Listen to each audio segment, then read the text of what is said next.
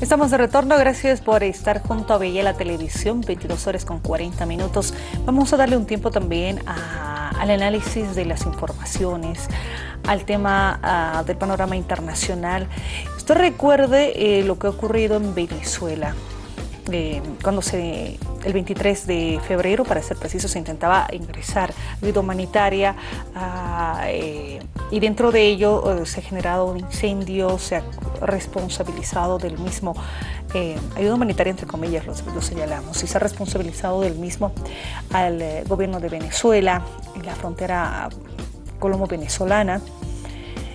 Y bueno, dentro de toda esta información o desinformación que se ha generado a través de las mismas cadenas y redes sociales, hace poco el New York Times señalaba lo siguiente: ha sido la misma persona, la misma gente de Guaidó que venía del lado de Colombia, porque estaba los camiones en la frontera colombo-venezolana, y venía de Colombia y no así de Venezuela, lo que ha provocado el incendio de estos camiones dentro de este tipo de enfrentamientos que se estaba registrando en esta zona.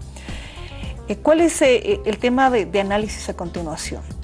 Se había hablado del falso positivo, pero esto no tomaba fuerza hasta que un periódico, el New York Times, lo tiene que develar, y esto ya se conocía 14 días antes. Está con nosotros para hablar de este tema Alex Ambrós. Él es periodista, analista político desde Francia. También ha hecho el análisis de un artículo sobre este tema. Estamos en contacto con él. Quiero agradecerle, a pesar de la diferencia de horas, está con nosotros desde Francia. ¿Cómo estás, Alex? Muy buenas noches. Bienvenido a Beyala. Hola, buenas noches, Gabriela. Muchas gracias por la invitación. Gracias, Alex, por estos minutos. Por cedernos para poder conversar. Y a propósito de este artículo, a propósito de lo que habías presentado a partir de investigaciones, por ejemplo, de Telesur, sobre lo que había ocurrido ese día y la forma en la que se ha manejado, 2 semanas después se tiene la misma respuesta, pero esta vez desde un periódico estadounidense. ¿Cuál es tu análisis? ¿Cómo es que se hace el artículo? ¿Cómo es que presentas también el mismo, Alex? Por favor, adelante. Bueno, la situación en Venezuela es la de una avalancha mediática. Entonces, lo que sucedió el 23 de febrero fue el anuncio de una supuesta ayuda humanitaria que iba a llegar a través de la frontera colombo-venezolana, en la cual el marco fue un macro concierto con algunos cantantes conocidos internacionalmente, que se posicionaron políticamente al servicio de lo que podríamos llamar un imperialismo cultural. Sabemos que Estados Unidos, desde la Guerra Fría, ha financiado con millones de dólares lo que es la vertiente cultural de la Guerra Fría, es decir, de la batalla anticomunista. En esta situación, después de que a principios de año, el 23 de enero de 2019, el diputado Juan Guaidó se autoproclamase presidente encargado o temporal de Venezuela con el apoyo inmediato de las grandes potencias, vimos gobiernos como en Francia, Emmanuel Macron, o en España, Pedro Sánchez, cómo se posicionaron automáticamente en apoyo a una situación perfectamente ilegítima, dando incluso un ultimátum al gobierno del presidente constitucional de Venezuela, Nicolás Maduro, para que abandonara el poder. Pues se puso en marcha todo un mecanismo.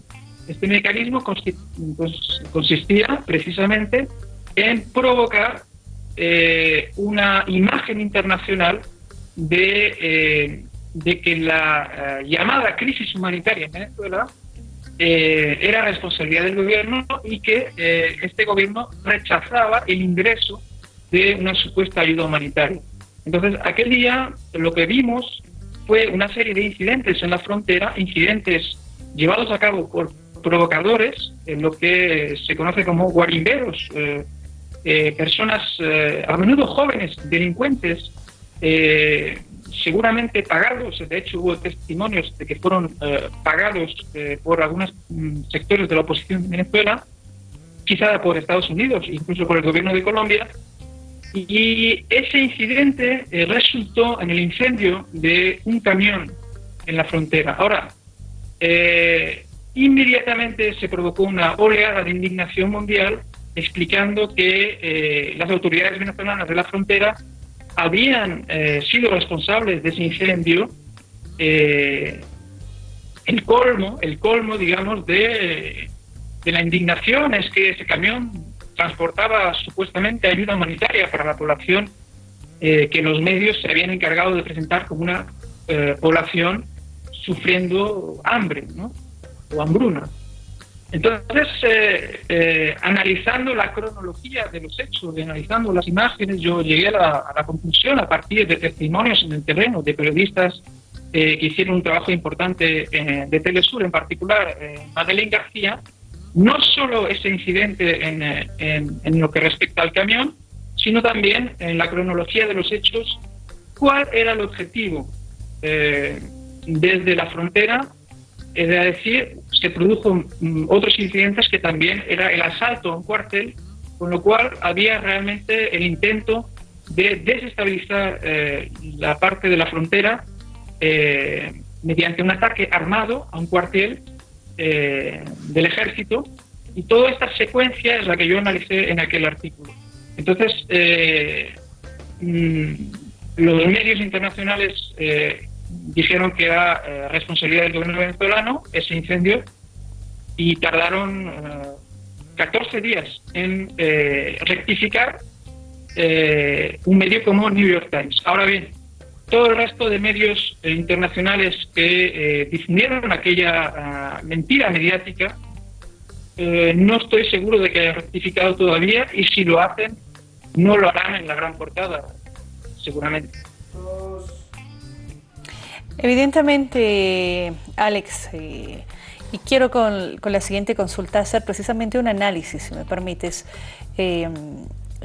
con relación a ese manejo informativo. Es cierto que no se ha visto, no se ha evidenciado una rectificación de la noticia, o si lo han hecho en la magnitud con la que se emitía entre el 23 y el 24 y los días precedentes después de lo ocurrido en Venezuela.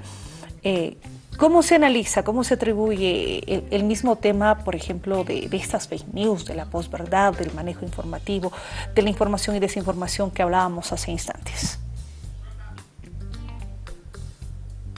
Sí, a ver, en realidad existe una tiranía mediática mundial en la cobertura de las noticias que existen en el mundo. Hay una gran hipocresía.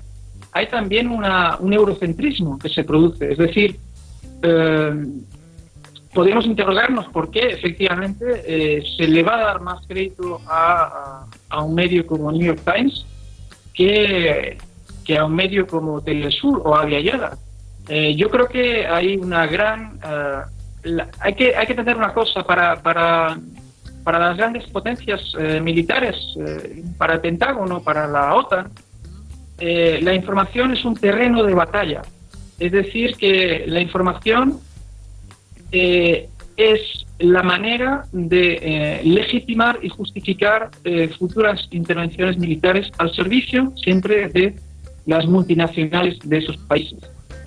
Por lo tanto, existe una monopolización de la información por grandes grupos, por unos cuantos millonarios que tienen el control en lo que en supuestas democracias, en países industrializados, donde nos hablan siempre de la superioridad del modelo occidental, de que supuestamente son democracias más avanzadas porque hace tiempo que la historia europea ha tenido unas fases desde la Revolución Francesa, etcétera, pero hay una gran mitología al respecto. No hay que olvidar que Europa ha vivido dos grandes guerras mundiales en el siglo XX. No hay que olvidar que ha habido en Europa el fascismo. Entonces, yo creo que hay todavía un gran sometimiento a nivel informativo a este dominio que existe por parte de la información desde los países llamados occidentales.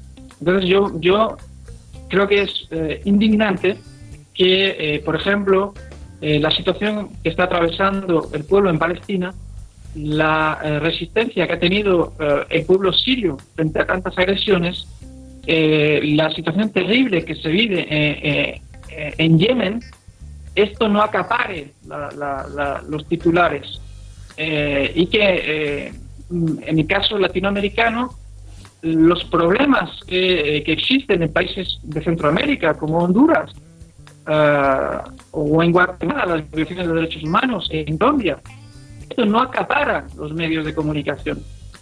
Eso sí lo hace 24 horas al día la situación en Venezuela, que sin duda existe objetivamente problemas, pero hay que tener en cuenta que las sanciones impuestas por Estados Unidos son una de las armas terribles, silenciosas, que estos medios occidentales ocultan. Las sanciones económicas han producido en el siglo XX el equivalente a las bombas atómicas y al uso de armas químicas durante todo el siglo XX. Entonces, doble tiranía del control mediático y también de las sanciones son cosas también que los pueblos deberían tomar en sus manos a través de la comunicación popular, a través de medios alternativos, medios comunitarios, valorar realmente la importancia que tiene la información para contrarrestar la influencia dominante, sobre todo en un momento en el cual las redes sociales ejercen una gran manipulación, en particular en los procesos electorales. Muchísimas gracias por estos minutos, Alex. Desde Francia este contacto y bueno, era pertinente hacer este análisis también.